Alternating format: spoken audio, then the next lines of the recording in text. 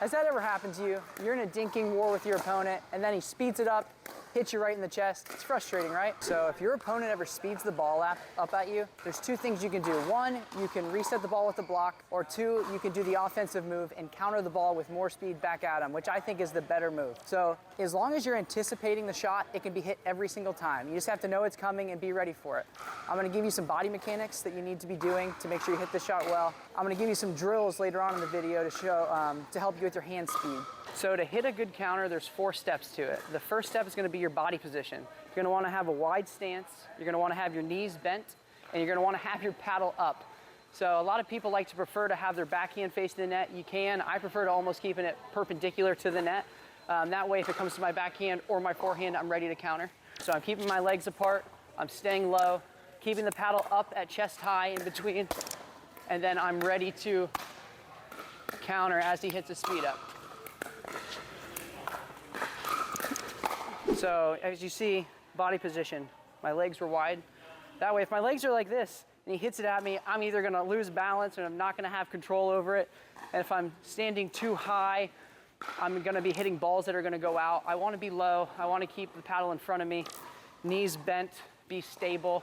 Hit the ball in front of you if you're able to, if it's sped up at your backhand. If it's sped up at your forehand, wait slightly for the ball, but still hitting the ball in front of you and finish your swing. So step 2 to hitting a good counter is anticipating this ball. So once we get into a point, if that ball is ever in front of me, let's say it's a cross-court dink battle, I want to imagine that BK is going to be speeding that ball at me every chance he gets. So again, if the ball's low and I'm expecting a speed up, I'm going to let this ball go long. But if there's a high ball, I'm going to be ready to counter. So let's go. So again, split step if you have to be ready for anything. And then as he hits a ball's long.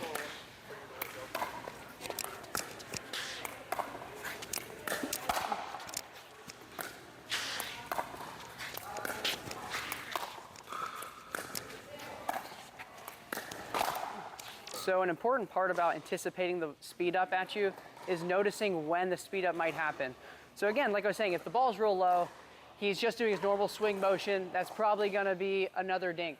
But if you see a lot of players take their arm back, even just pull it back slightly at their wrist, that ball might be sped up. The higher the ball is, the more likely they are to speed it up because it's a more offensive shot for them, easier for them to be on the offense. So the higher the ball, the more likely they are to speed it up at them. So anticipate those high balls. When your partner hits a high dink, okay, this might be a counter, I gotta be ready.